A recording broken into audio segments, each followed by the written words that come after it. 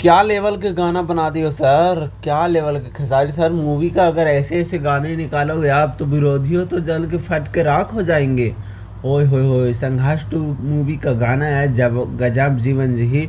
और क्या लेवल के गाना है। इस गाने के टाइम बहुत ज़बरदस्त दिया गया है। एक एक लाइन पे टाइम दिया गया है और वीडियो पे टाइम दिया गया। और सर रत्नाकर सर ने बोला भी था इस वीडियो पे खूब खर्च किया गया है। मतलब 10 से 12 लाख के वीडियो में लगता है कि खर्च किया गया है।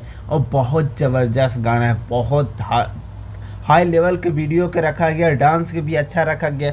कोरियोग्राफिंग, लाइटिंग, डिजाइनर बहुत ज़बरदस्त है, बहुत धमाकेदार। एक लाइन में बोलूँ तो 100 अगर इस गाने के रिव्यू करना हो तो एक मिनट में 10 में से 10 व्यूज़ दूंगा। और बहुत ज़बरदस्त लेवल का गाना है, बहुत बहुत। अभी तक मैं कितना बार सुन चुका हूँ मुझे खुद भी नहीं पता, क्योंकि इस लेवल का गाना मैंने ट्रेलर में इस गाने को बहुत सुना था, बहुत से ज़्यादा सुना था। और गाना बहुत हाई लेवल का। ज़्यादा कुछ नहीं बोलता। Okay bye, love you.